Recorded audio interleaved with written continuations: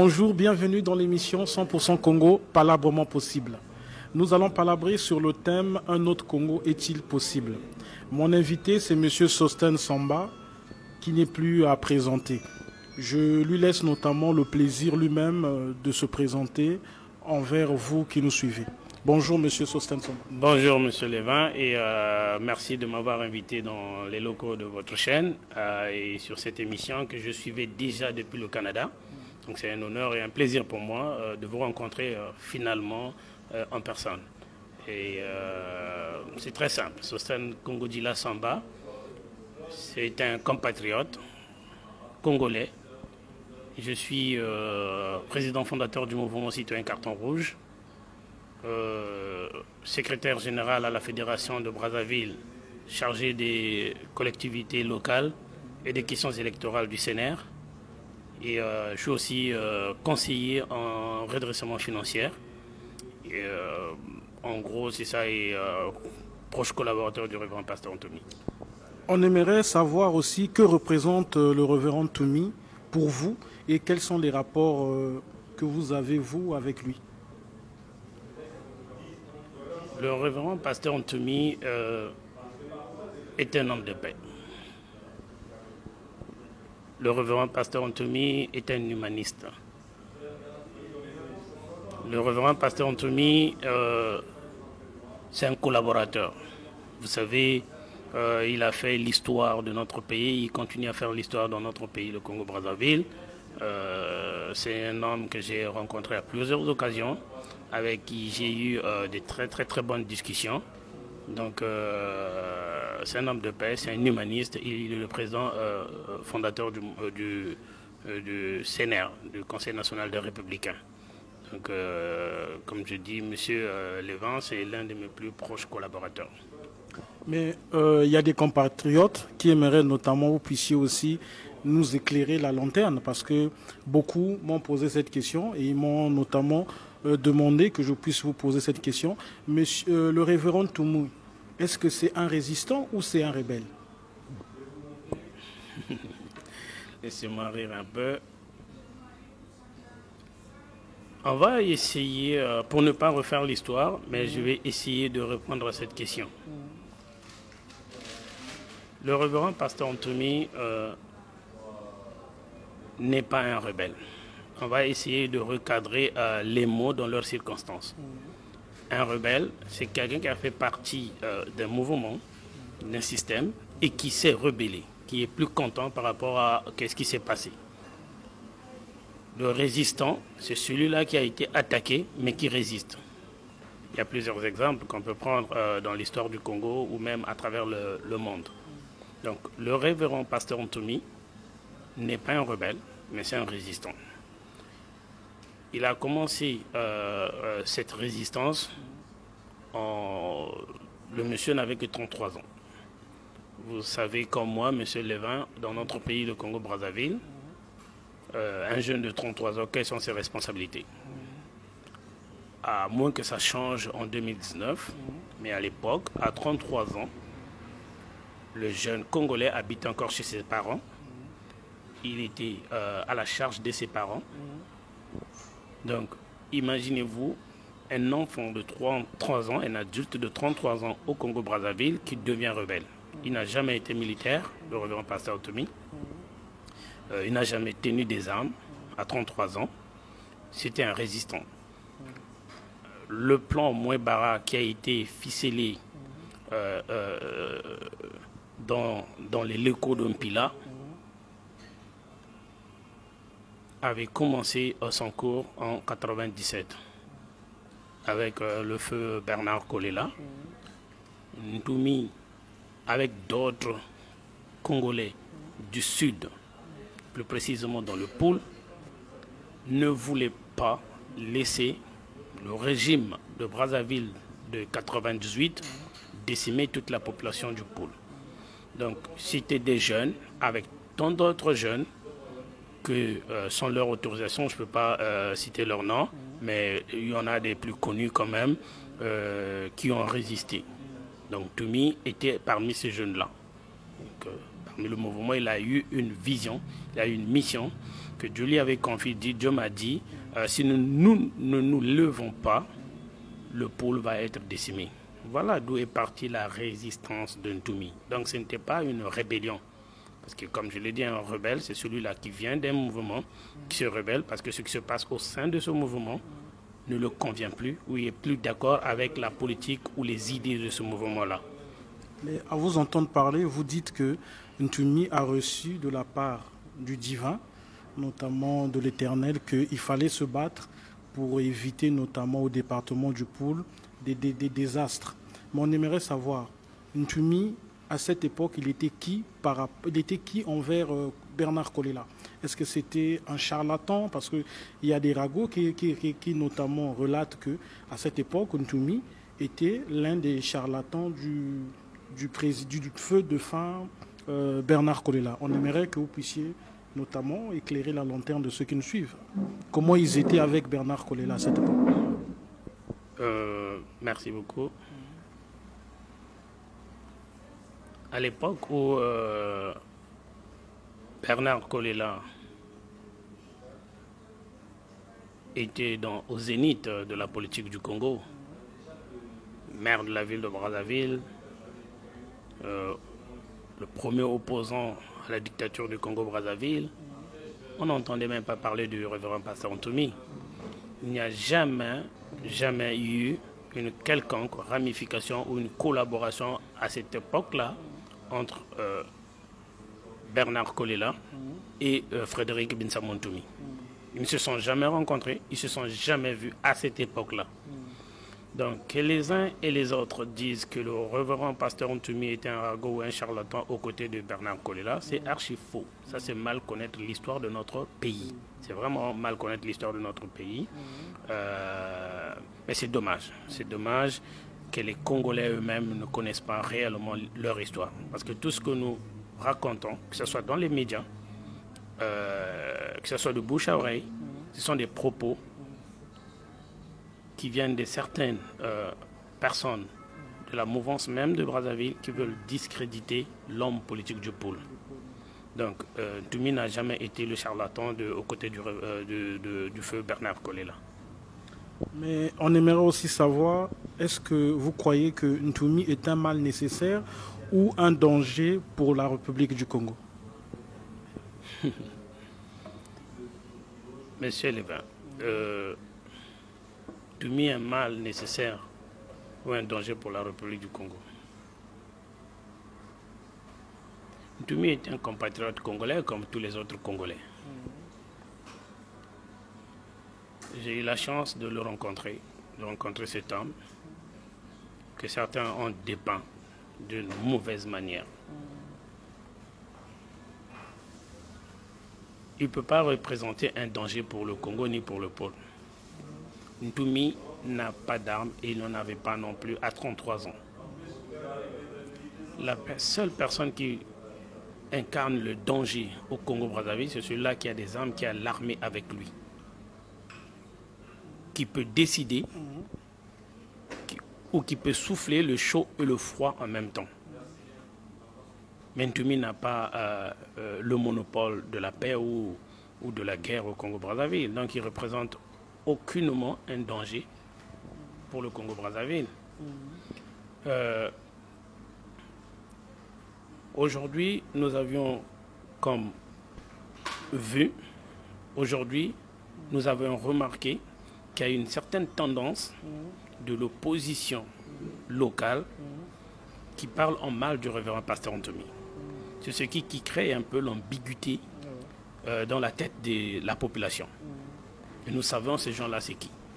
Donc ce n'est pas un mal pour le Congo-Brazzaville et il n'a pas le monopole de la paix ni de la guerre au Congo-Brazzaville. C'est un citoyen comme tout d'autres qui a ses responsabilités, qui a ses devoirs et qui mène bien sa vie paisiblement.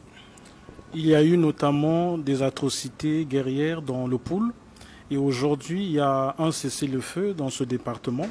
Mais est-ce que vous croyez à la sincérité du révérend Ntoumi de pouvoir se battre pour que la paix soit pérenne dans ce département? Je salue déjà l'idée de cette paix parce que, Monsieur Levin, je me suis battu. Je me suis battu corps et âme pour cette paix, pour qu'il y ait dialogue dans le pool. Au niveau du Canada où je réside, où je suis basé, nous avions, avec le mouvement Citoyen Carton Rouge, essayé de faire bouger les lignes. Le mouvement Citoyen Carton Rouge et moi-même, qui suis son président fondateur, nous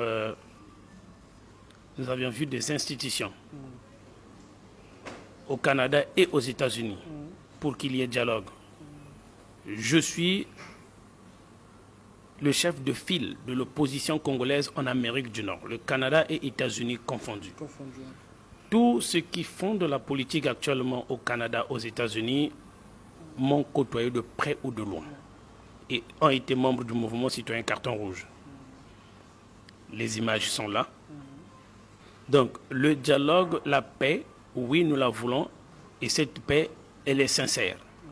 Ce n'est pas M. Ntoumi qui va décider si c'est une paix durable ou pas, ou cela doit se pérenniser. La seule personne qui peut le faire, c'est le président de l'administration Nguesso. C'est lui qui a le monopole de la paix. Je suis un opposant, je fais partie de l'opposition constructive. Quand il y a eu la guerre dans le pôle, j'ai appelé les deux partis, donc le révérend pasteur Ntoumi, le président de la République, à aller au dialogue, faire la paix. J'étais le seul opposant à cette époque-là d'appeler au dialogue, et le premier. Si vous regardez les conférences ou les vidéos que j'ai déjà faites, il y en a d'autres qui ont dit que lui, il avait bouffé de l'argent. Mais nous sommes arrivés là, la paix était là, la paix est là. Donc la seule personne, si cette paix doit se pérenniser, c'est le président de la République. Si cette paix va connaître des troubles et des hauts et des bas, c'est le président de la République. Le révérend pasteur Ntoumi n'a rien à voir là-dessus. Mais on aimerait aussi savoir, est-ce que dans le pool, il y a un problème de leadership?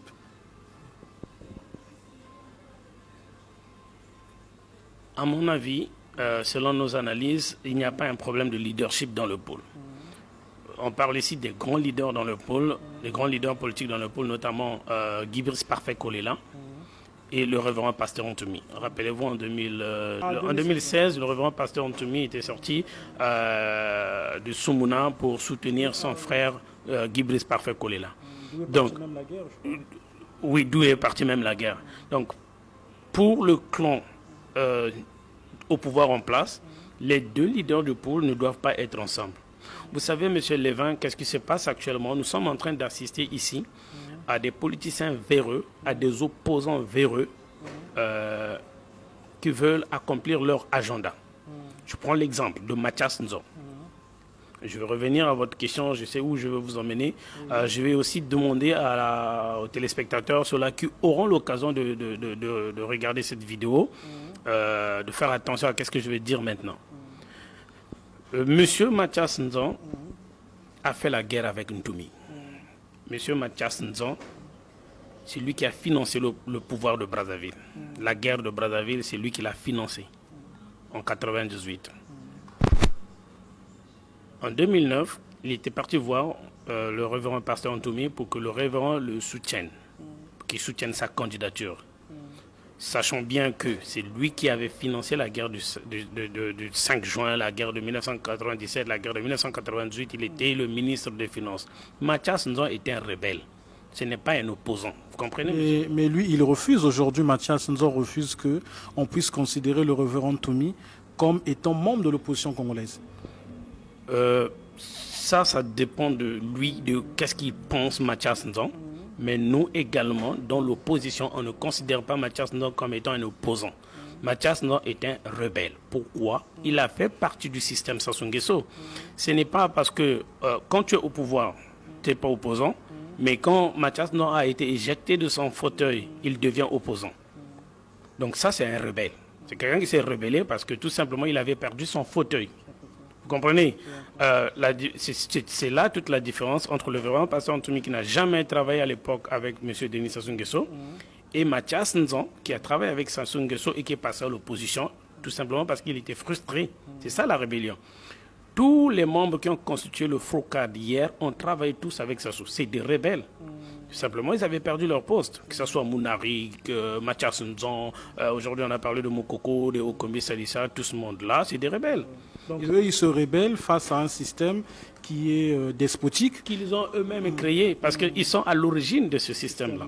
Ceux qui ont créé Sassou Nguesso. C'est Mathias Nzon qui a financé la guerre de 1997. C'est Mathias Nzon qui était le financier en 1998. Vous comprenez? Donc Mathias Nzon n'est pas un opposant, c'est un profito-situationniste. Il veut attirer l'attention en parlant du révérend pasteur Antoumi, alors qu'en 2009, c'est lui qui est parti voir le révérend pasteur Antoumi en sollicitant l'aide du révérend pasteur Antoumi. Donc c'est là, les propos de Mathias Nzon nous emmènent à croire et à dire que eux, les hommes du Nord, ceux-là qui hier travaillaient avec Sassou Nguesso et qui ont été éjectés de leur pouvoir par la suite, qui sont devenus des opposants, ont un agenda caché. Ils voulaient utiliser les leaders du pôle, notamment Guibris Parfait Kolela, le révérend pasteur Antoumi, pour asseoir leur agenda. Et comme cela n'a pas marché, Mathias Nzon sort des propos que nous avions entendus quand il est passé dans une des chaînes ici dans la diaspora. Donc, il n'y a pas de guerre de leadership dans le pôle. Ces deux grands leaders que nous avions dans le pôle, Guibris Parfait Kolela et le révérend pasteur Antoumi, qui travaillent, chacun a sa vision de voir les choses, mais les deux travaillent pour la population du Congo, pour le bien de la population du Congo. On aimerait aussi savoir, est-ce que le salut du Congo peut-il venir du révérend pasteur Antoumi? Si oui, comment et pourquoi? Écoutez, le salut du Congo peut venir de n'importe quel Congolais. Ça peut venir de toi, ça peut venir de moi, ça peut venir du révérend pasteur Antoumi s'il s'implique dans ça. Et comme il a su le faire tout le temps. Ce que nous voulons au Congo actuellement, c'est la paix, premièrement. Et nous voulons qu'il y ait, que cette paix se pérennise afin que ceux qui veulent être des candidats à une quelconque élection présidentielle le fassent avec dignité, avec confiance et sans craindre quoi que ce soit. Quelle est ta vision pour le révérend pasteur Antoumi? Écoutez, le révérend pasteur Antoumi est le président fondateur du CNR. Il est toujours président jusqu'à preuve du contraire. Je l'avais dit en amont que c'est un homme, c'est un humaniste. C'est un humaniste, c'est un homme de paix. Et nous sommes en très bons termes en tant que collaborateurs. Ce qu'il veut du Congo, c'est la paix et le développement de ce pays-là. Il y a eu notamment dans l'actualité politique de notre pays, à un moment où le CNR a été suspendu, dans la considération notamment de notre pays comme étant un parti politique. Aujourd'hui, ces mêmes autorités réintègrent encore ce parti dans le processus partisan de notre pays.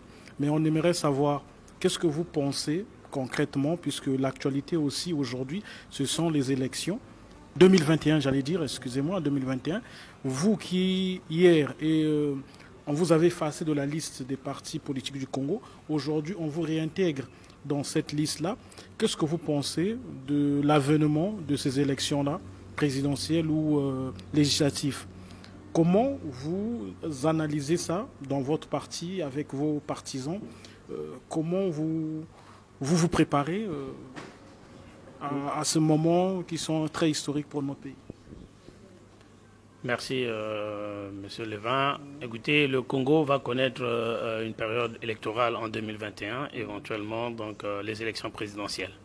Le CNR, à date, n'a pas un candidat à ces élections présidentielles-là. Pour ma part, je considère actuellement que le président Denis Sassou Nguesso a fait son temps, premièrement. La Constitution de 2016 ne lui donnait plus la possibilité ni l'autorisation de se représenter. Mais le monsieur est là, il est président du Congo. Le CNR n'a pas un candidat. Il y a beaucoup d'autres candidats, comme Guibris Parfait Kolela. Vous savez qu'est-ce que je pense de ces élections? Et là, je veux m'adresser directement au président de la République. Monsieur le Président, n'écoutez pas des gens qui sont autour de vous, qui ne veulent pas que vous preniez votre retraite. Pensez d'abord à la population du Congo, à ce pays-là qui vous a tout donné dans votre vie et qui a fait de vous ce que vous êtes aujourd'hui.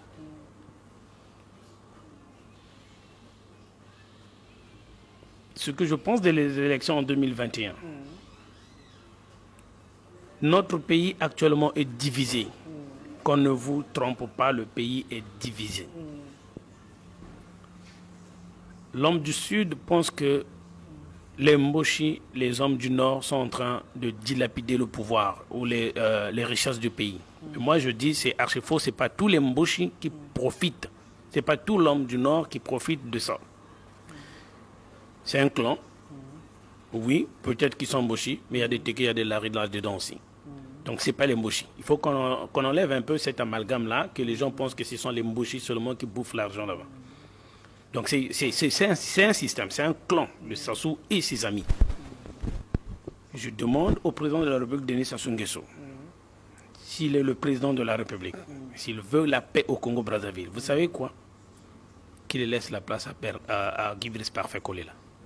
Vous êtes pour que Paco, comme on le surnomme, puisse notamment être celui qui doit être choisi comme le successeur du président actuel de la République du Congo? Vous savez, aujourd'hui, si on fait des élections présidentielles au Congo, libres et transparentes, le révérend pasteur Antoine n'est pas candidat. Et il a déjà dit dans le passé qu'il ne veut pas être candidat aux élections présidentielles. Si Denis Sassou Nguesso laisse le pouvoir, je dis bien, on ne va pas faire semblant d'aller aux élections en 2021. S'il met Guy Brice Parfait Kolela, président de la République du Congo, il y aura la paix. Vous savez, ce monsieur, le Guy Brice Parfait Kolela, c'est un homme très sage. Très très sage. J'avais dit ça dans l'une de mes conférences au Canada, j'avais dit ça. Quand il y a eu mouvement, quand il y a eu l'IDC Frocade, là, leur union qu'ils avaient faite, cette union, l'IDC Frocade avait appelé à une manifestation.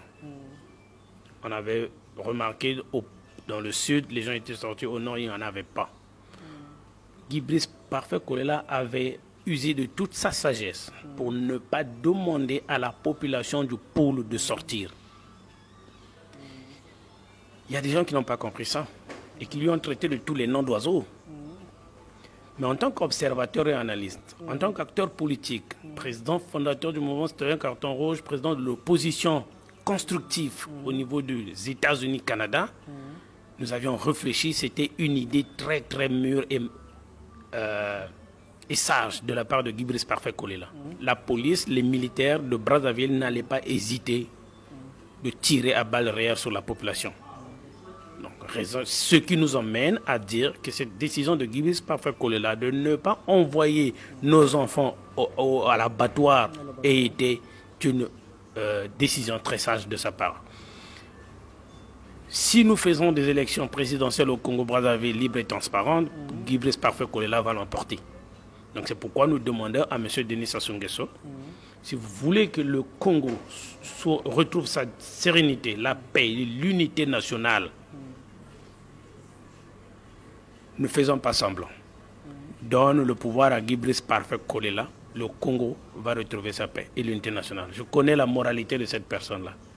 Oui, mais cette même personne dont vous connaissez la moralité ou dont vous êtes en train aujourd'hui de glorifier la sagesse, c'est aussi cette même personne qui avait relaté jadis, quand il y a eu des troubles dans le pôle, que pour lui, il trouvait que le pôle n'était pas en guerre et que cette guerre n'avait pas lieu d'être. Au moment où, dans le pôle, on savait tous qu'il y avait l'armée qui notamment était à la recherche d'un Ntoumi, qui pilonnait, et des populations qui étaient en fuite.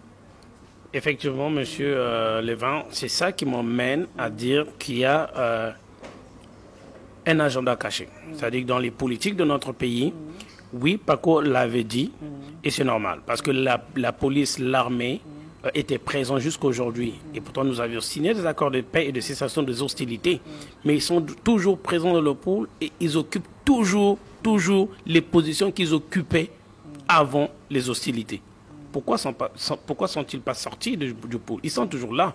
Donc cette guerre n'avait pas son lieu d'être. Et j'avais dit dans la question précédente, c'est le président de la République qui souffre le chaud et le froid. À votre avis, monsieur Lévin, qu'arrivera-t-il à un juge qu'on envoie dans une prison où la moitié des prisonniers a été envoyée par lui? Vous comprenez? Je comprends. Il a raison de le dire. Il y a juste des gens qui analysent mal. Il y a des profito-situationnistes. Je prends le cas de Mathias Nzon, qui hier travaillait avec le pouvoir, mais qui a été déçu à un certain moment et qui est devenu opposant. Mais ce n'est pas un opposant. Qui hier, en 2009, il a fait 3 tours à Soumouna juste pour aller pleurer sous l'épée du révérend pasteur Ntoumi, que le révérend pasteur Ntoumi puisse l'accompagner, puisse l'aider à accéder à la magistrature suprême. Le révérend pasteur Ntoumi avait dit non. C'est en 2016, quand le révérend pasteur Ntoumi soutient Parfait Kolela, vous avez vu, il est passé dans Ziana TV ici à Paris, de raconter de n'importe quoi au nom du révérend pasteur Ntoumi, au nom de Guy Brice Parfait Kolela. Donc pour Mathias Nzon et son clic, pour Mathias Nzon, il voulait utiliser Guy Brice Parfait Kolela, d'abord les opposer entre eux avec le révérend pasteur Ntoumi et utiliser le révérend pasteur Ntoumi pour accéder au pouvoir. Une fois arrivé au pouvoir, ben il allait peut-être chercher l'époux sur la tête du révérend pasteur Ntoumi. Mais nous avions compris leur jeu. Nous avions compris leur jeu. Donc c'est en comprenant le système Mathias Nzon qui aujourd'hui serait dit, mais nous savions que le révérend pasteur Ntoumi ne sera pas à Brazzaville. Il est passé sur Ziana TV. Cette chaîne-là dont j'ai eu des informations qui travaille pour la DGST. Parce que j'avais demandé à Ziana TV, effectivement, Mathias Nzon est passé sur votre chaîne, il a parlé du révérend pasteur Ntoumi, il a parlé de Guy Brice Parfait Kolela. D'après vous, pourquoi Mathias Nzon parle seulement de Guy Brice Parfait Kolela et du révérend pasteur Ntoumi? D'après vous, pourquoi? Pourquoi il n'a pas parlé de Moukoko? Pourquoi il n'a pas parlé de Okombi? Peut-être c'est pour les diaboliser. Hein. C'est tout simplement ça. C'est pour les diaboliser. Donc, il parle de 2 leaders que nous avions dans le pool en disant qu'ils ne vont pas accéder à la magistrature suprême. Et c'est lui, Mathias Nzon, qui va accéder. Alors que lui, il a fait la guerre avec Ntoumi en 98. Mathias Nzon a fait la guerre avec Ntoumi. C'est lui qui a installé Sassou Nguesso au pouvoir en 98, Mathias Nzon. Est-ce que vous pensez que cette personne peut dire du bien du révérend pasteur Ntoumi? Non. Est-ce qu'il peut dire du bien de Guy Brice Parfait Kolela? Je ne crois pas. Donc, c'est maintenant à la population du Poul, à la population du Sud, aux Congolais d'être très sages, parce qu'il est en train de s'aimer l'ambiguïté dans la tête des Congolais. Vous comprenez? Ziana TV, c'est une chaîne qui travaille avec la DGST. Il choisit les opposants, il choisit des gens avec qui il va parler, mais il ne veut pas affronter la vérité en face. Parce que je l'ai appelé à plusieurs reprises, je lui disais que je vais venir ici. Tu es un grand journaliste, Lévin. L'arbre à palabre, je te respecte énormément, parce que quand je vous ai appelé, tout de suite, vous avez dit, Monsieur Sostène Samba, vous êtes un grand leader politique, venez, on va faire l'émission. J'ai appelé Ziana TV, Sir Makosso, en lui disant la même chose. C'est toi qui avais reçu. Le 26 juin, il reçoit Mathias Nzon. Le 7 juillet, il reçoit 2 autres gars qui viennent toujours parler du mal des leaders du pool. Vous comprenez? Donc, Ziana TV joue un jeu très risqué et méchant. Donc, il choisit les gens qui viennent pour insulter les leaders du pool et il ne veut pas que ces mêmes leaders du pool-là, que leurs représentants prennent la parole sur sa chaîne. Donc, Ziana TV, c'est une chaîne qui travaille avec le pouvoir de Brazzaville. Il est entretenu par certains opposants qui font le jeu du pouvoir de Brazzaville. Ces opposants-là, qui ont un double agenda, mais qui n'ont pas réussi à manipuler les leaders du pôle, aujourd'hui qui passent sur cette chaîne bidon, Ziana TV, pour venir diaboliser Guy Brice Parfait Kolela et le révérend pasteur Ntoumi. Mais nous avions compris leur jeu. Il y en a plein comme ça. Il y en a plein comme ça, des opposants profito-situationnistes et des chaînes de télévision ici dans la diaspora, surtout en France, qui travaillent avec le pouvoir de Brazzaville. Dans Ziana TV, ils travaillent avec le pouvoir de Brazzaville. Nous avions su ça. Nous avions su ça. Ces opposants-là viennent par exemple à Paris et nous n'avions jamais vu Mathias Nzon ou le chef de l'opposition congolaise qui est Tati Mabiala ait été reçu à l'Élysée ou à Matignon ou au Quai d'Orsay. Et pourtant, dans d'autres pays, nous voyons bien ces opposants-là qui sont reçus par Macron aujourd'hui. Vous comprenez? Donc, ils peuvent peut-être être reçus officieusement, mais officiellement, nous n'avions jamais vu ni Mathias Nzon, ni un des opposants congolais être reçus ici par les officiels, officiellement à Paris. Vous comprenez? Donc, ils arrêtent de diaboliser l'homme du pool, les leaders du pool. Mais nous avions compris leur jeu. Et on ne se laissera plus berner comme ça. Le peuple n'est pas dupe.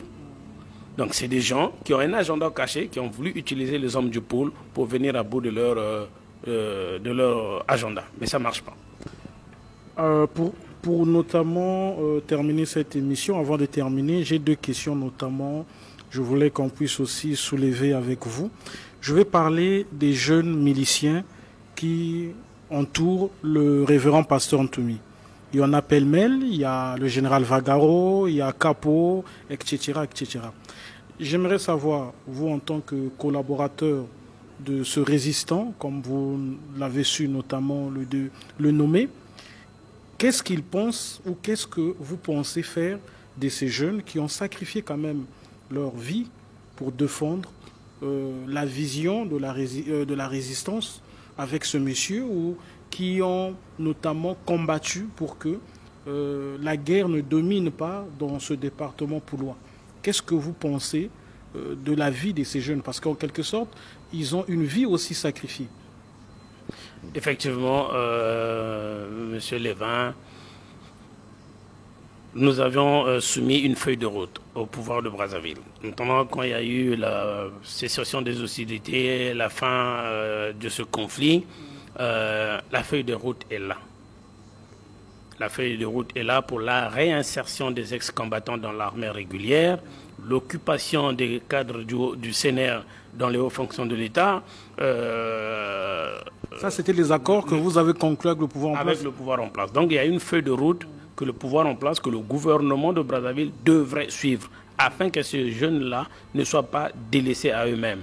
Donc, les ex-combattants, les ninjas, il y a eu démobilisation, ils ont remis les armes. C'est maintenant au pouvoir de Brazzaville d'en prendre soin. De notre côté, on essaye un peu de faire intervenir des organismes, des associations à but non lucratif, des associations humanitaires pour venir aider cette population-là. Le révérend pasteur Ntoumi et moi-même, on avait eu l'idée, le pool, dans un pays qui se respecte, un gouvernement qui se respecte, le pool devrait être considéré comme une zone sinistrée. Tout le pool. Et on avait même demandé qu'il y ait une exonération de douane pour le pool, afin d'aider à la reconstruction de cette région-là. Vous comprenez? Donc, le gouvernement de Brazzaville, nous estimons qu'ils vont suivre la feuille de route qui leur a été soumise afin que ces jeunes-là retrouvent l'emploi, la réinsertion des ex-combattants dans l'armée régulière et ceux qui ont les diplômes, pourquoi ne pas occuper les fonctions dans la fonction publique, etc., etc. Ma dernière question serait notamment de savoir, le mouvement citoyen Carton Rouge, c'est quoi concrètement? Okay. Merci beaucoup. Écoutez, le mouvement citoyen Carton Rouge, c'est un mouvement à essence populaire. Ce mouvement est né au Canada où je réside. Dans quelle ville? C'est à Montréal. Donc à Montréal, on était étudiants à l'époque. Nous avions mis en place le Carré Rouge à l'époque où Pauline Marois était encore Premier ministre du Québec. Donc c'était pour dénoncer un peu qu'est-ce qui s'est passé au niveau du Québec. Et de là m'est venue l'idée de créer le mouvement Carton Rouge. Au Canada, c'était le Carré Rouge.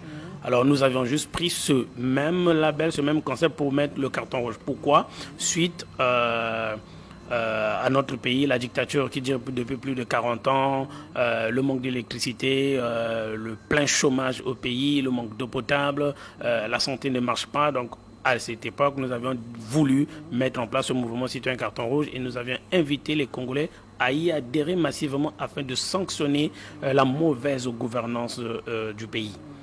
Donc, ce que nous voulons actuellement, comme je vous l'avais dit en amont, M. Lévin, nous réclamons de l'opposition constructive. Hier, quand il y a eu la guerre, les hostilités, nous avions demandé qu'il y ait le dialogue, ce qui a été fait. Mais On ne doit plus chaque fois, à chaque moment dialoguer. On en a eu des dialogues. On a eu le dialogue de Sibiti, on a eu le dialogue de Ouesso, on a eu le dialogue de Brazzaville, le dialogue de Iné. On a eu plein de dialogues. Mais le peuple ne se retrouve toujours pas. Et chaque fois qu'il y a dialogue, il y a partage du pouvoir. Actuellement, il y a des opposants qui appellent encore au dialogue. Mais qu'est-ce que nous allons faire avec ce dialogue? Un unième dialogue. On en a déjà eu des dialogues au pays. Qu'est-ce que je propose, moi?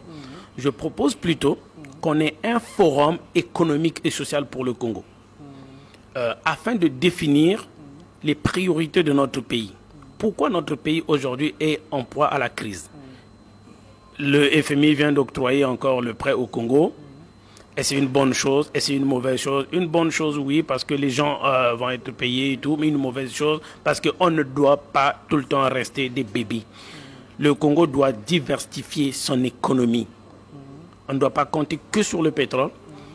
Ce que nous proposons actuellement, c'est qu'il y ait un forum économique et social du Congo. À vous entendre parler, donc accepter les aides financières étrangères ne nous permet pas d'être matures. Vous savez, le Congo, c'est un petit pays. De 342 000 km², plus de 4 millions d'habitants. C'est un petit pays qui a le pétrole, qui a les potentiels. Il est entouré d'eau, il est entouré de forêts. Aussi longtemps que nous ne diversifions pas l'économie de notre pays, on va toujours rester là à demander de l'argent, de l'aide ailleurs. On prend l'exemple du Ghana, aujourd'hui qui a diversifié son économie, qui n'a pas besoin de l'argent du FMI. Pourquoi un petit pays comme le Congo ne peut pas faire pareil? C'est pourquoi nous, on pense qu'il faut qu'il y ait un forum. Je pense qu'il y ait un forum, c'est ce que je propose au gouvernement de Brazzaville. Il faut qu'il y ait un forum économique et social pour le Congo afin de définir les balises. Le Congo a des cadres, le Congo a des économistes, le Congo a des financiers. On peut réfléchir pour l'avenir du Congo, de l'après-pétrole, et soumettre une feuille de route à ce gouvernement-là. Voilà qu'est-ce que les Congolais veulent. Parce que si Mathias Nzan, ces opposants-là qui demandent le dialogue, c'est pour partager le pouvoir après. Parce qu'après le pouvoir, après le dialogue, il faut partager le pouvoir. C'est encore là un gâteau qui veulent se tailler entre eux. Mais est-ce que la population va manger ce dialogue? Donc les vrais problèmes auxquels nous devrons nous atteler actuellement, c'est l'économie de notre pays qui ne va pas. C'est pourquoi je lance cet appel. Il faut qu'il y ait un forum économique et social pour le Congo afin de définir les priorités de notre pays. Merci notamment de nous avoir accordé cette interview, Monsieur Sostène Samba. Je crois que vous êtes même ici dans la diaspora pour voir aussi les bases de comment créer ce forum dont vous proposez à nos autorités, si je ne me trompe pas. Tout à fait, oui. Il y aura des audits. On va essayer de proposer cette idée-là. Je l'ai lancée, c'est une idée qui m'est venue. Je l'ai lancée comme ça, acquis de droit.